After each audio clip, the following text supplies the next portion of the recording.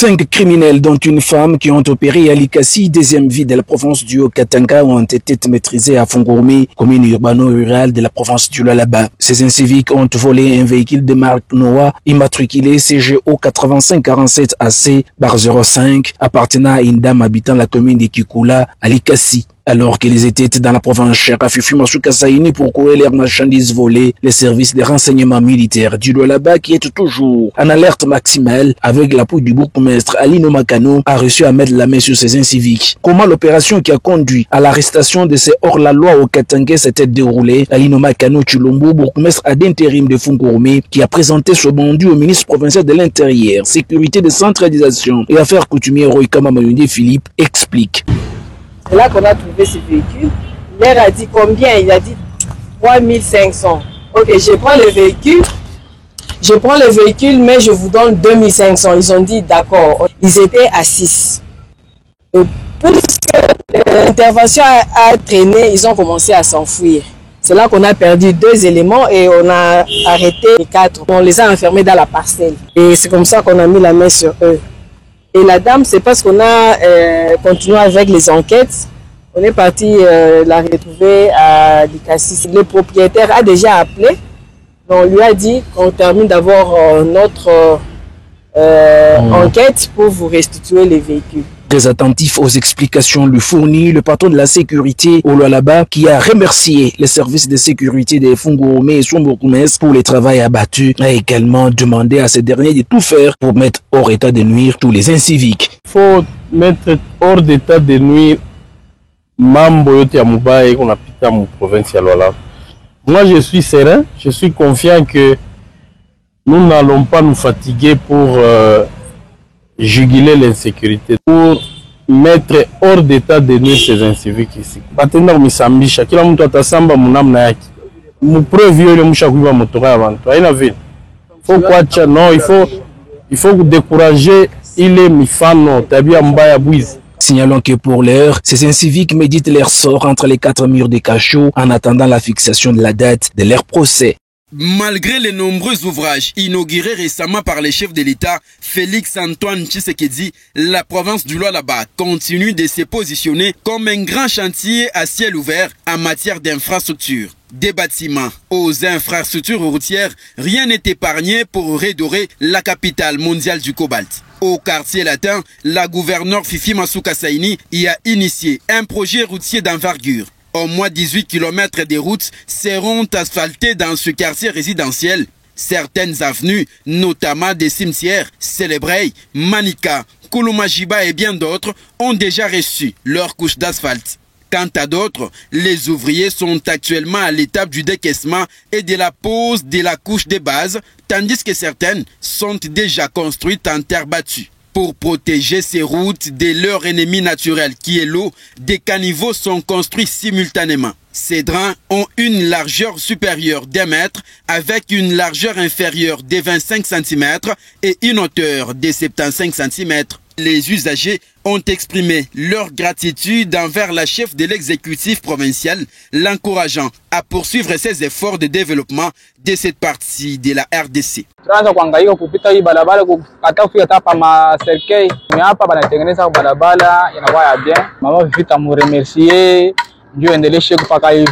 Turukuya tunateswa sana na mabalabala, mais tunafelicite mama Fifi Masuka anetutengeneza kwa balabala hapa Kameme, tunaanza kutumika ku bien. Merci sana en tout cas, vraiment endeleshe paka vile. Bon, leo tunaona évolution. Avenir tellement ilikuwa bizarre. Dans vole kipike potopoto, baba wao masomo meni mateso. Mais aujourd'hui, nangaria bafanya kwa fond tukia au goudron, tunaremercier sana. En initiant ces projets, la gouverneure Fifi Masuka Saini entend décongestionner les principales artères et améliorer les conditions de mobilité de ses administrés. De magistrats, l'amélioration de la rémunération et aussi l'indépendance de la magistrature, ce sont des doléances soumises au nouveau ministre d'État intérimaire en charge de la justice, Samuel Mbemba, des désidérata présentés par le syndicat de magistrats au cours d'un échange entre les deux parties. Plus de précision avec Chimed Dondre.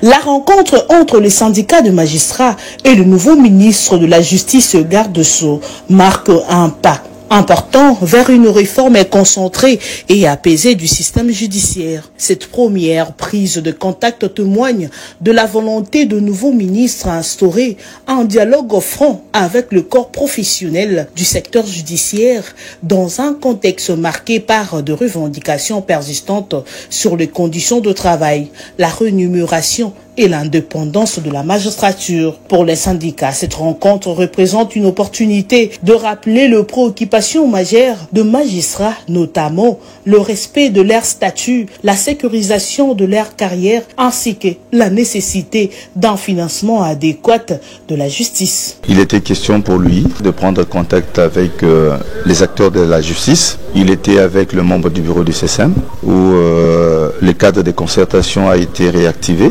Et les échanges avec lui ont tourné autour de la mise en place d'un cadre de concertation également avec les syndicats de magistrats, les représentants des magistrats, et envisager avec lui une franche collaboration dans l'intérêt d'une bonne administration de la justice.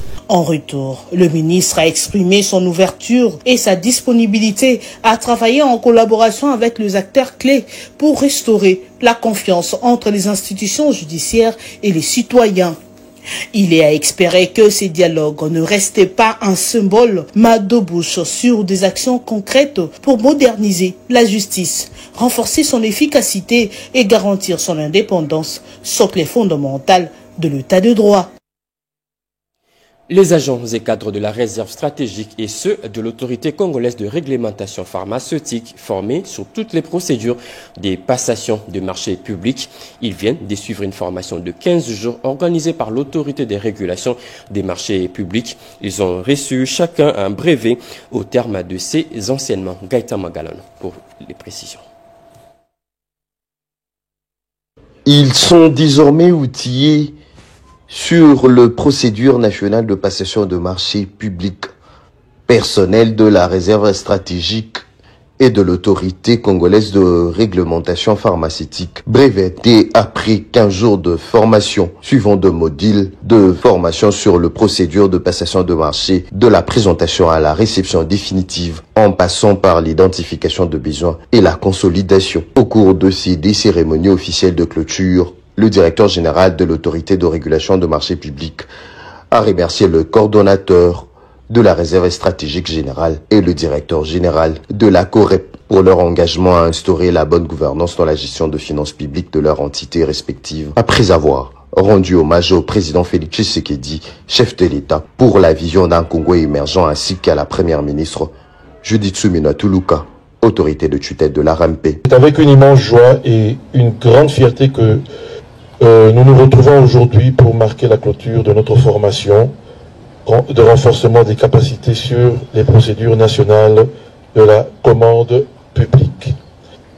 De prime abord, je tiens à remercier Monsieur le coordonnateur qui, à travers sa préoccupation à renforcer les capacités de son personnel affecté à la gestion de la commande publique au sein de la réserve stratégique, a exprimé sans embâche une volonté de gérer au mieux les deniers publics. Maître Claude Kayembe Mbaye a clôturé son allocution en invitant le bénéficiaire de la formation à faire bon usage de matières apprises au cours de cette formation. C'est là, dans le strict respect des lois régissant la commande publique en République démocratique du Congo.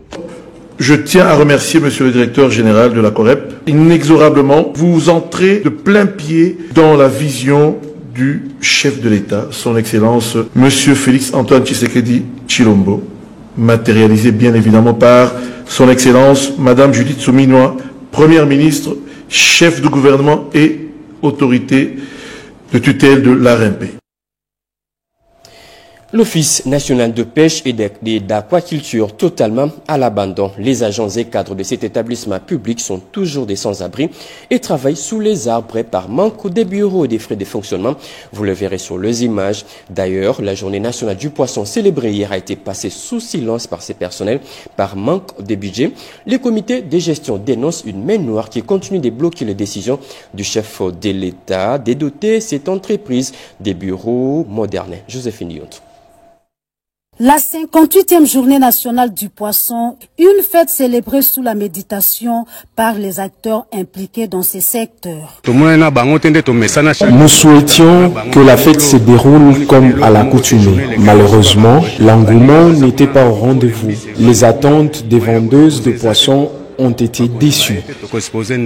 Sous un manguier, l'Office national de pêche et aquaculture a tenu sa 5e session extraordinaire. L'ONPA a, à cette occasion, évalué le fonctionnement de cette structure de l'État 2 ans après sa mise en place. L'Office national de pêche et aquaculture est un établissement public créé par le chef de l'État avec une vision d'améliorer les conditions sociales des Congolais par la production de poissons à commercialiser sur toute l'étendue du pays. Vous voyez comment, dans quelles conditions, et nous travaillons, malgré les recommandations du président de la République.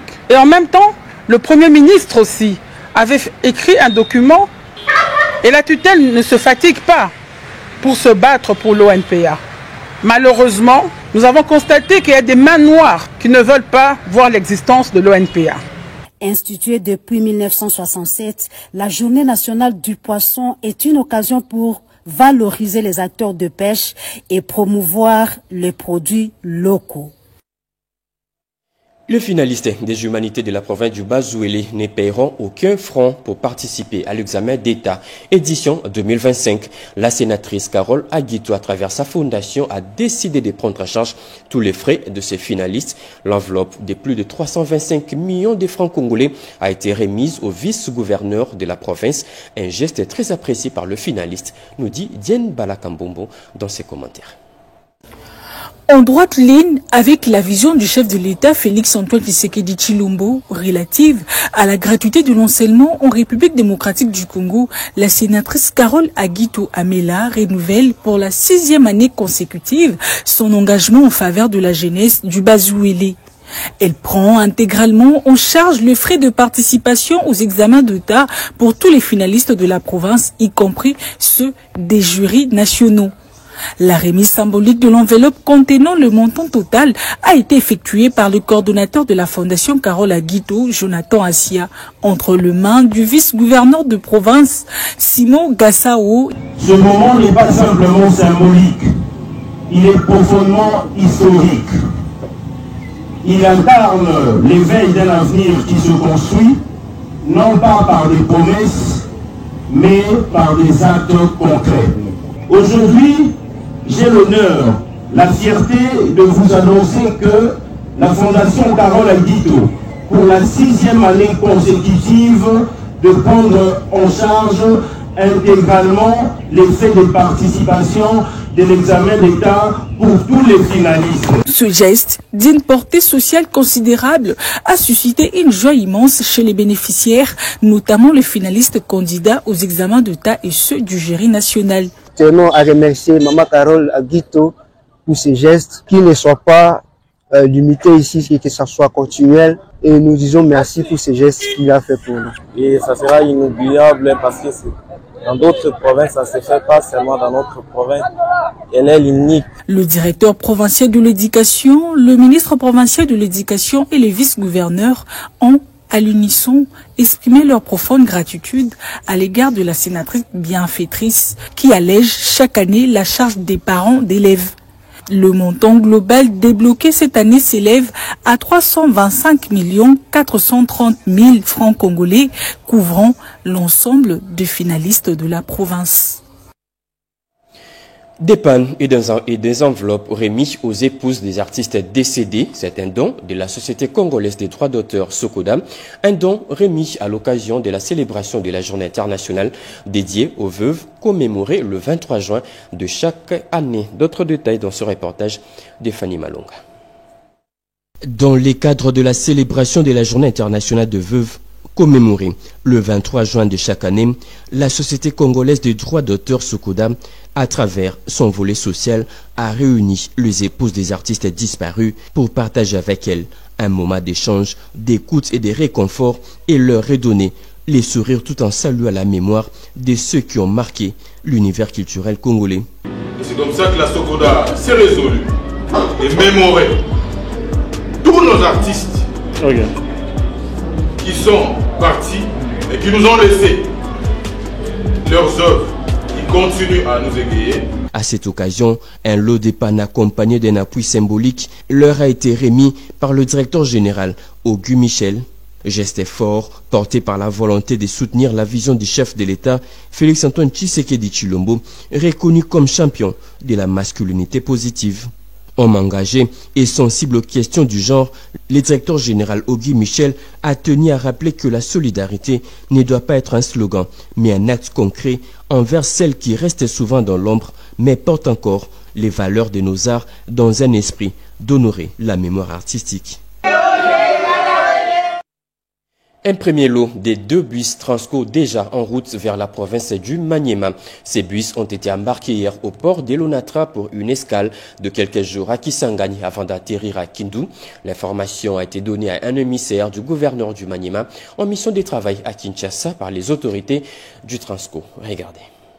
Longtemps décrié par les activistes des droits de l'homme, les premiers lots des 2 bus Transco sont désormais en cours d'embarquement au port de Lonatra à Kinshasa en direction de Kindu via Kisangani. L'information a été livrée par le haut représentant du gouverneur, Dr André Kaleba, ce lundi 23 juin 2025. Il s'agit de 2 bus destinés à faciliter les transports en commun de la population du Maniema. Ce dernier a félicité la démarche entreprise par le gouverneur Moussa Kabankoubi Moïse qui tend à concrétiser la vision du chef de l'État en province. Nous voudrions juste rassurer la population maniémienne de la bonne volonté du chef de l'État, son Excellence Félix Tshisekedi Tshilombo, qui dans sa vision voudrait desservir toute la population de la RDC en ce qui concerne les moyens de transport. Son Excellence Moussa Kabankoub, qui est en train de matérialiser la vision du chef de l'État. Nous voudrions rassurer les filles et les fils du Maniema que les bus doivent être embarqués demain, parce que là nous sommes au niveau du port de Lonatra. Les bus seront embarqués demain dans les bateaux pour que ça arrive à Kisangani. Et ça, c'est le premier lot. On nous a livré d'abord 2 bus, mais dans les jours à venir, on peut nous livrer d'autres. Et cela permettra à ce que nous, dans la politique du gouverneur que je représente, voudrait que chaque territoire, par exemple, pourquoi on ne peut pas avoir un bus? Il faut noter que ces bus sont embarqués dans le bateau de l'agence Maniema Union pour atteindre à la destination. Différents kiosques à journaux pour vous parler de différentes actualités qui font la une ce mercredi. La revue de presse, une sélection de Jean-Pierre Ndolo de Mazou et je reste au fond.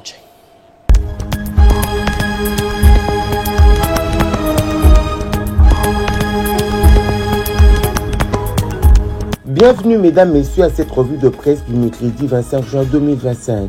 Goma et Bukavu, le Haut Commissariat des Nations Unies pour les droits de l'homme accuse le 123 RDF de violences d'une ampleur effroyable sur les civils et enfants, rapporte le phare. Rendant public le rapport de l'enquête menée par son organisation sur les violations des droits de l'homme par le 123 RDF depuis leur invasion des villes de Goma et Bukavu en janvier et février 2025, le Haut Commissaire Volker Turk n'a pas mis de gants pour dénoncer la barbarie humaine, mieux la cruauté avec laquelle les éléments du mouvement terroriste du 123 opérant sous le commandement de l'armée régulière rwandaise commet des exactions sur les populations civiles, notamment les femmes et enfants ainsi que des malades dans des hôpitaux dans les villes de Goma et Bukavu.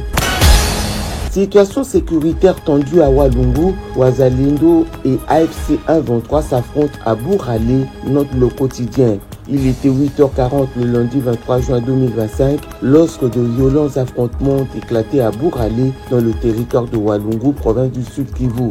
Des combats acharnés opposent les éléments du groupe armé Wazalendo aux troupes de l'ARC AFC 123. Des détonations d'armes lourdes et légères ont plongé la zone dans une situation chaotique, créant une véritable psychose au sein de la population.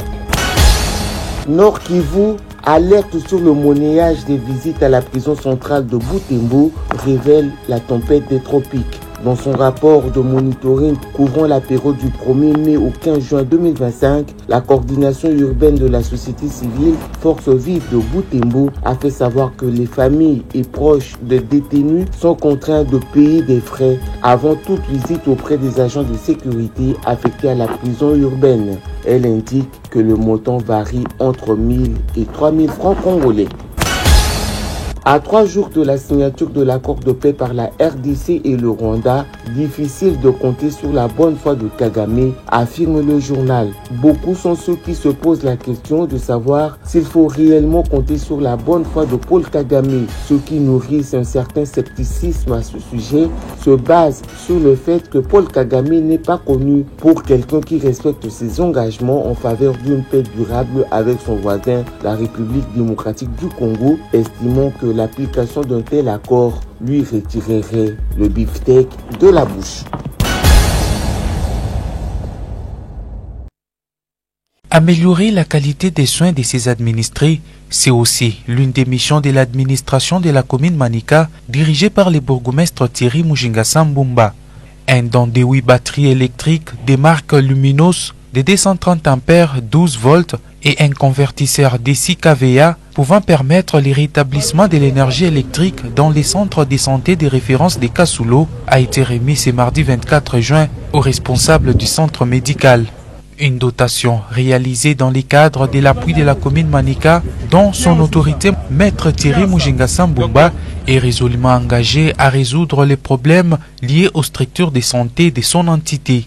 C'est le bourgmestre adjoint, le docteur Clément Moussuil, qui a procédé à la remise de ces matériels au médecin directeur du centre de santé, patient Chinish, à qui il a demandé d'en faire bon usage. La remise des batteries au nom du bourgmestre de la commune, Ampliché, dont je représente, c'est pour le renforcement de l'énergie à notre centre, c'est-à-dire l'hôpital de Kasulo. Si l'hôpital ne peut pas marcher sans énergie, ainsi que la commune s'est battue pour avoir ça et renforcer notre hôpital qui est de la population de ce côté-là. Un tel geste ne peut que susciter de l'émoi auprès des bénéficiaires qui, tout heureux, étalent sa gratitude envers l'homme de terrain, Maître Thierry Mujinga Sambumba. C'est un sentiment de joie.